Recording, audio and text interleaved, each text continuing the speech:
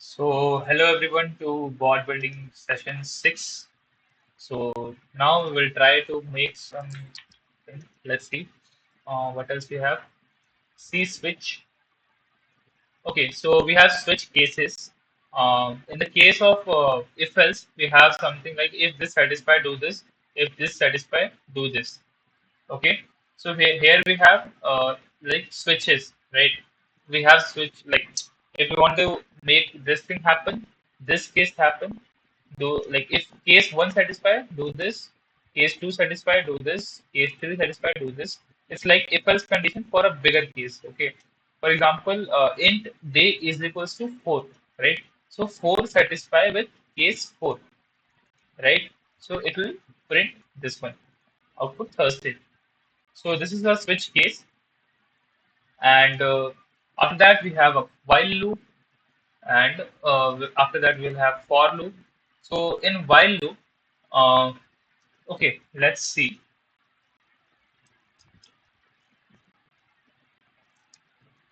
Okay, so in while loop, okay, I want to make something run forever, right? So, okay, for example, I will take an example for this one. Mm, Maybe a bot is there. It have to check continuously for some objects, right? In the previous thing also we were having, like it had to check continuously distance of a maybe some object in the front, okay, using some ultrasonic sensor or something. We'll learn about that as well in the future sessions. So using some ultrasonic sensor, I want to just get something is there in the front, then it will stop. But if I don't want to stop, I will just want to take a turn and move further, and I have to check like continuously I have to check like if something is there in front, okay, then I have to use a loop, right? I will use this loop in Arduino coding as well. So please try to learn this one. So for loop condition, like while while loop condition, while condition satisfied, till the condition satisfied, it will run forever. If the condition end, it will stop. Okay. For example, see here, int I is equals to 0, while I is less than 5, print n, like print the value of I, like percentage d slash n and I, okay, value of I and I plus plus. I have mentioned I plus plus in the previous sessions, like I plus 1 is equals to I is equals to I plus 1, right? So it will increment one value each time. So 0, so 0 will print 0, then I plus 1, which will print 1, I plus 2, which will print 2, and so on till 3 till 4. Okay, after 4 it will stop just because while loop ends there. I is greater than 5, sorry, is not equal to or less than 5, then it will stop the loop. That's the point here. So this is how while loop works. If you want to try this, just write some codes for while loop, and you will get to understand more about it. Okay, and there is something called do while. Okay, in do while int 0 do print while this equal to this, like this satisfied.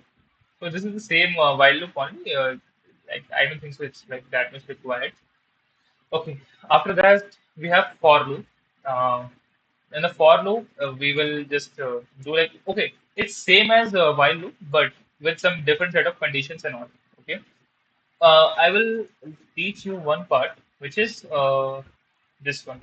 Always remember there is something called start, stop, stop, step.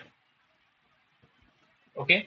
Whenever you are doing for loop, you have to always remember this one: start, stops, step. Okay. So, uh, see, for I is equals to 0, I is less than 5, I plus plus. Okay. So, I equal to 0, I is less than 5, I plus plus. Okay. So, um, it will start from I equal to 0. It will increment. Like step is for increment, which is 1, 2, go on till stop till 5, like less than 5, which is 4. Okay. So it will print 0, 1, 2, 3, and 4. Okay. So this is how for loop works. Okay, I hope for loop and while loop are clear to you guys. There's something called nested loop also, which will use if you are having this one pattern printing. So in pattern printing, we use this thing a lot. So there's a loop inside a loop. Okay, how this works is this will start maybe I equal to one. In I equal to one, J will run two times, I guess.